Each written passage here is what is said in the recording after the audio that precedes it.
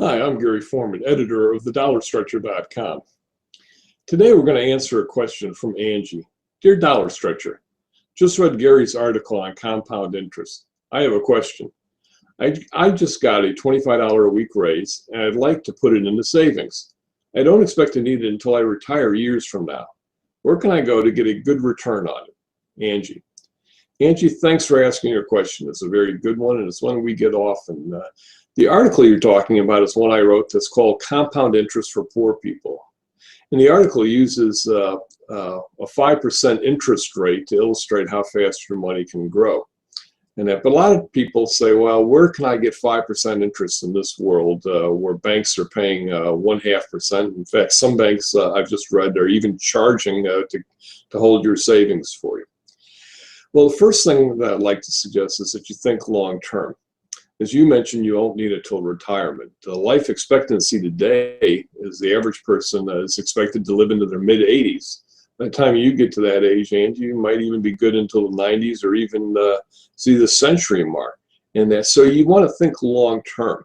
And time is on your side when you're saving money.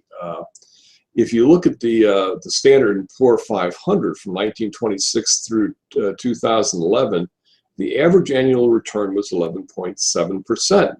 Now, obviously, it didn't do that every year. It had some up years and some down years but if you look in 10-year periods, you're almost always in the positive territory. In fact, a study on the New York Stock Exchange going back from 1926 to the late 90s showed that over any given 10-year period, you're always in positive territory. In fact, if you'd invested the day before the stock market crashed in 1929, 10 years in the future, you were in positive territory.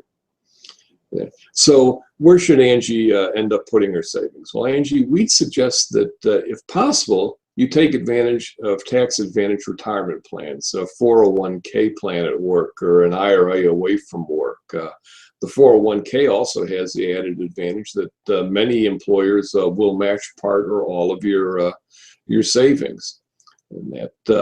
So take a look at any of those tax advantage plans.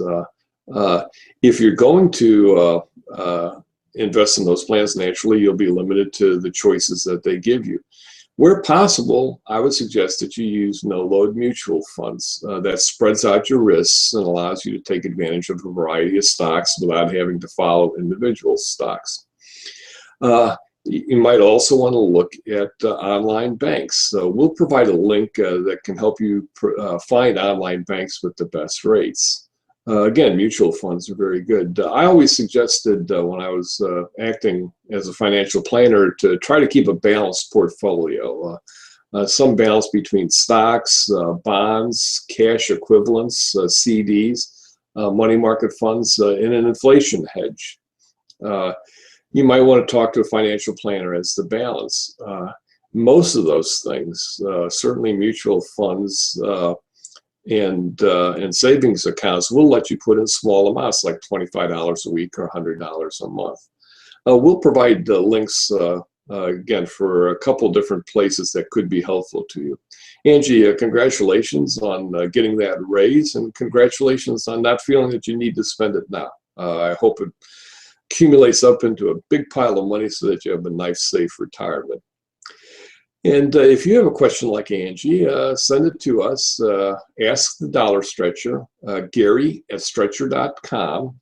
Please put Ask the Dollar Stretcher in the subject line so we can identify, and we'll try to answer the best ones here in future videos. Thanks again for watching us, and if you enjoyed this video, please feel free to share it with your friends and give it a thumbs up. Thanks again. We'll look forward to seeing you again next time.